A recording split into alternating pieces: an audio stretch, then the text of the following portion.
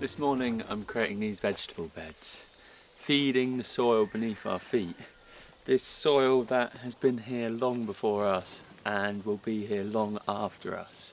The soil that is teeming with life and often goes unnoticed and seen as dirt, when actually there's whole cities and cultures beneath our feet. And this world is beautiful and fascinating. So I want to walk you through my understanding of this today.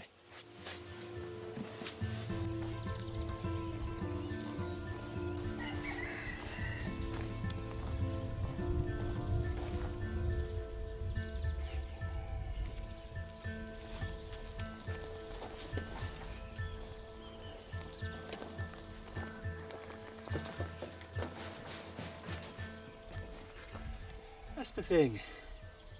As humans have become more urbanised, living in concrete covered soils where you don't have this connection anymore, we've lost our understanding of its importance. We see it as dirt on our shoes or on our clothes that we want to brush off, rather than this fertile ground that creates the food we eat, that nourishes us and helps us survive in this world.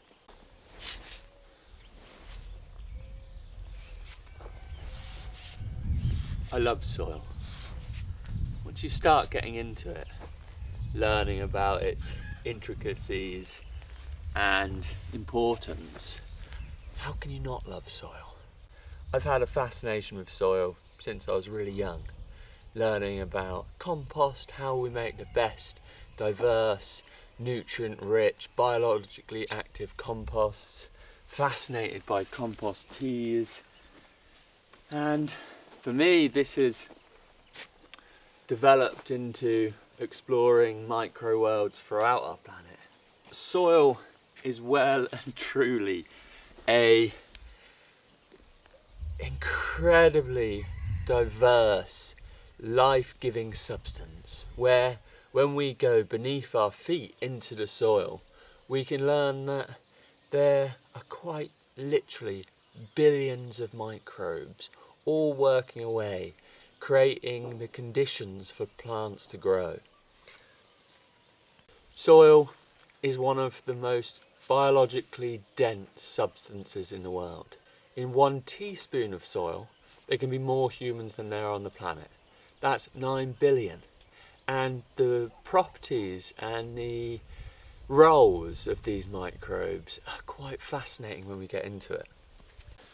I grew up on the land and went to an agricultural college when I was a teenager, and thought it was really interesting how when you're from the countryside, you live on a farm, you don't mind a bit of soil on your clothes or on your shoes, you get very used to it.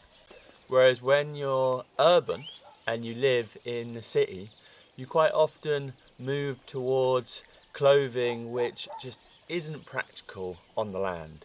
Things like white trainers, where as soon as you go on the land and you get a bit of soil on you, you are stressed. And we see this as people become more urban, they get less adapted to working the land, to being with biology.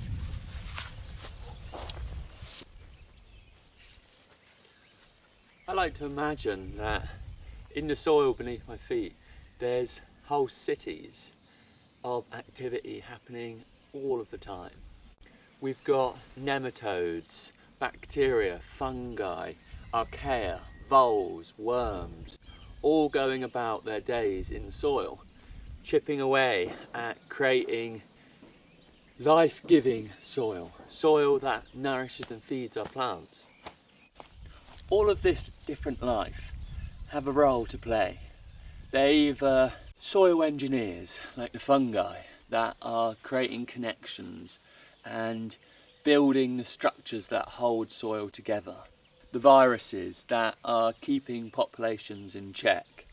The voles that are creating whole networks that aerate the soil, allow water to move through. Worms that are the macro decayers. They live in the soil and come up and pull leaves down into the soil layers, digesting them and creating this material which is perfect then for bacteria and other microbes to digest.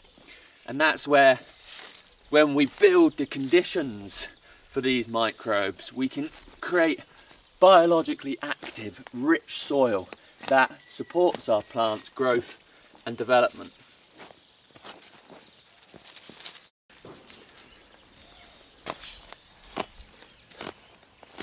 Soil is a place of relationships. Relationships created, relationships broken, microbes connecting with plants, breaking those relationships, being eaten by other microbes. And it's this activity that really reflects the activity on the land, but on a micro scale in the soil. Plants are always in conversation with the soil. There's this relationship that's evolved over thousands, if not millions of years. Plants depend on microbes, and in exchange, microbes get sugar from sunlight. Because plants are taking in this sunlight through photosynthesis, they're turning it into sugars and then giving it off through their root systems into the soil, feeding the microbes, and in exchange they're getting nutrients, water and protection from the microbes. And these sugars are the building blocks of healthy soil. All of that sugar going down into the soil, feeding the microbes and creating these sticky substances that build well-structured soil. And that's why you can't have good soil without plants. We're creating no-dig beds here because we understand that we need to create the conditions that favour microbes so that this relationship between plants and the microbes can be protected, appreciated and boosted by the actions we do in the garden. This space around the root systems is called the rhizosphere. This is where the plant has the relationships with the bacteria, the fungi, and exchanges all of those beautiful sugars from photosynthesis with the microbes.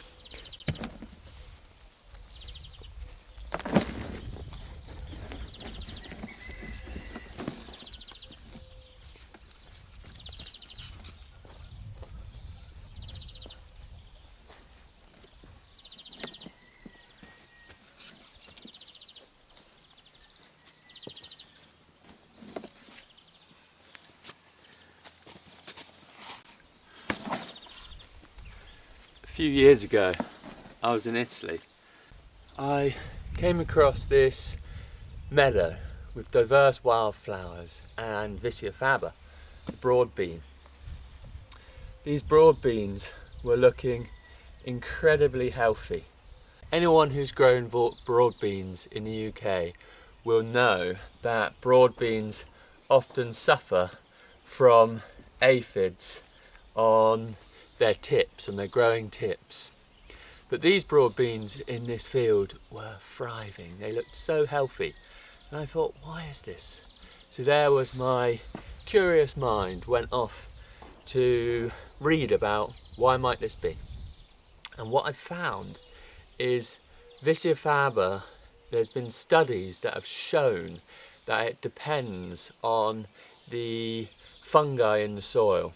These fungal networks that connect the plants to each other, and they send what are called infochemicals through these networks. If one Vicia faba plant in a field or garden gets this aphid on it, if it has healthy mycorrhizal networks in the soil, these fungal root systems, it can send this information through the fungi to another Vicia faba, another broad bean, so that it can warn the other broad bean that it's getting a pest on its leaves, and this broad bean that hasn't been attacked yet can start creating alkaloids in its leaves that protect it and make it not as tasty for the aphids.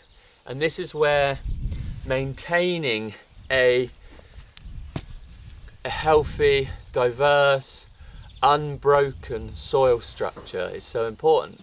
If every year in our vegetable garden we dig it over, we break these fungal networks that connect our plants, share information, nutrients and water, we break that up so that then the plants always depend on us.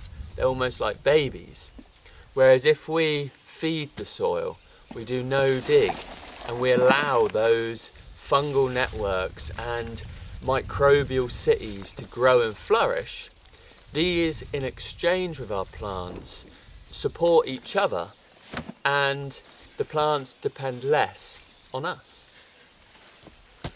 I really love learning about fungi, because the more you get into it, the more you just realise they're just incredible. When we walk through a woodland and there's healthy soil beneath our feet, if we place 1 foot on this healthy soil and we go down into the soil layers and we take the fungi and we take these fungal root systems and we put them in one long line, that line could be 900 miles long, just below 1 foot, because they're incredibly fine network systems that connect plants, mine nutrients, share those with the plants for these sugars. And they're much finer than root systems of plants, so their ability to mine nutrients and water in the soil is far greater. And so when we have these mutually beneficial relationships between the plants and the fungi, then we have healthy, vigorous plants that are nutritionally dense and incredible food for humans as well.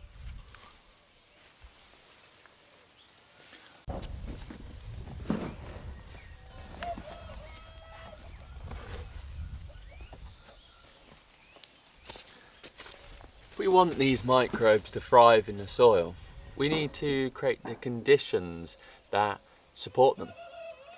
When we understand this, we understand that we need to grow healthy soil cultures if we want to grow healthy, lush plants.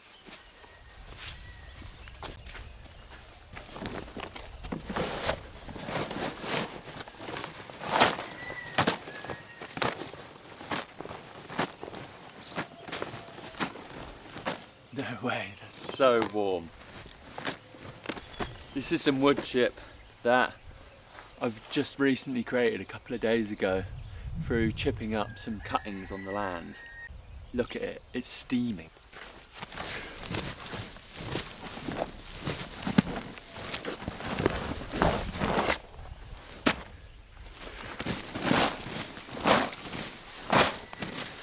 That steam is from microbes breaking down the cellulose, the energy in the wood chip. They're thermophilic microbes, microbes that give off heat when they're digesting the nutrients. Look at that. The heat coming off that is incredible.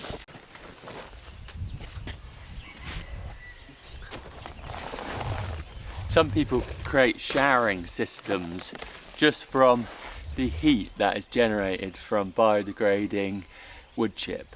What you do is you coil a hose around in a spiral within the wood chip pile, and that generates enough heat to create a shower.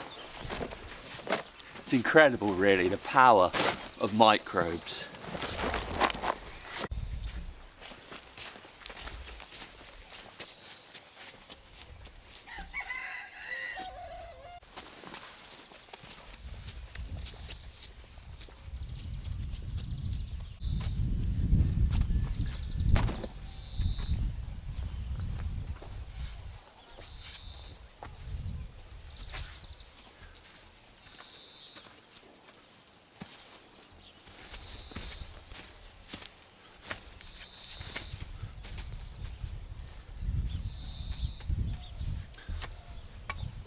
When I'm working in the garden, I like to think that when I'm feeding the soil, when I'm building conditions for microbes, is that I'm creating a home for them.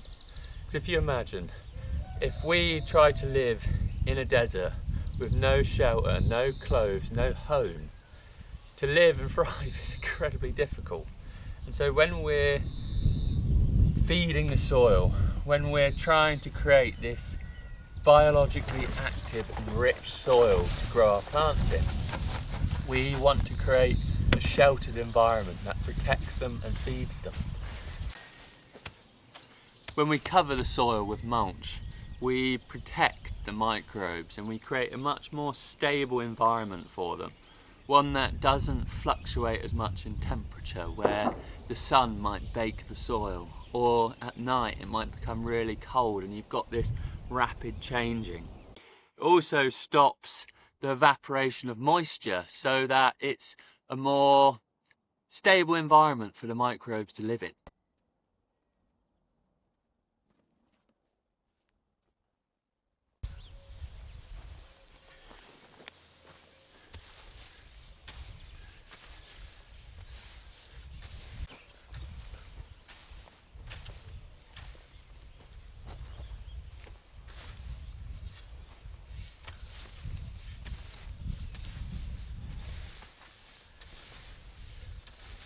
As this wood chip breaks down, it will feed the fungi in the soil. It will protect the soil from drying out and getting these temperature extremes. And it will stop a lot of emerging weeds in the path, reducing the work needed in the vegetable garden.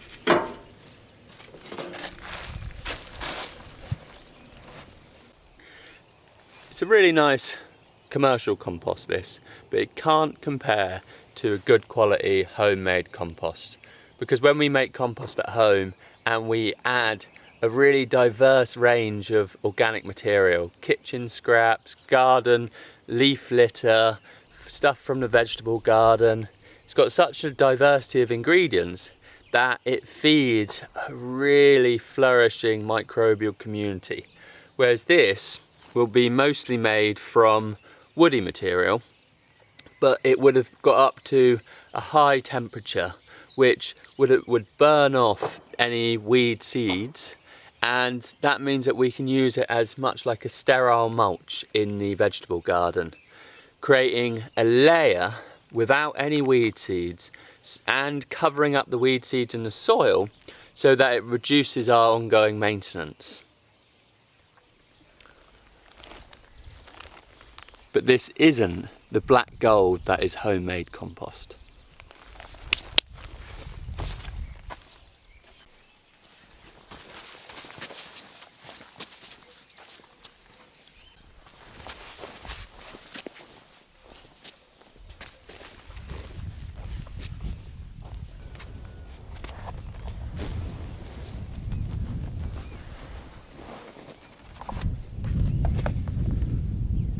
This compost is like a roof and pantry at the same time, offering shelter for the microbes, a stable home for them so that they're protected in the fluctuating temperatures and weather extremes, but it also gives them the food to carry on flourishing and create these long-standing relationships with our plants. There you can see all of the woody material in this. It's great for fungal activity.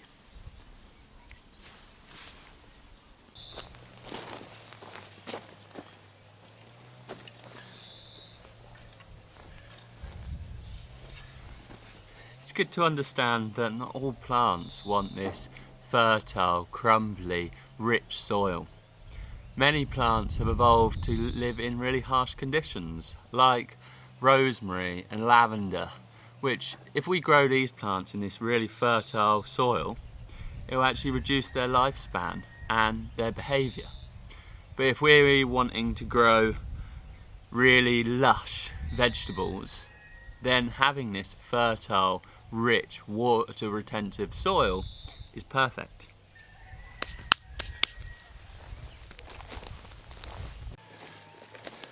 But we need to understand that when we do create this soil, everything else wants to live in it as well, like these nettles.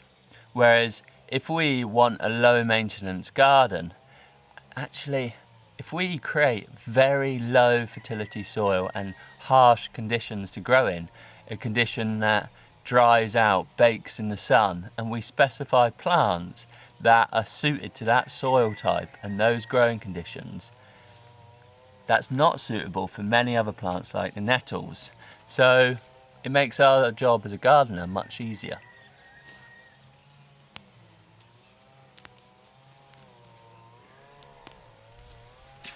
Oh, some chickweed there. That's a really good forageable crop. So is nettle, actually. Soil isn't just dirt on our clothes or on our shoes. Soil is a thriving world of microbes, a world that supports plants that then nourish us, and it quite literally shapes the world we live in. And that's why I think it's important to appreciate it and care for it.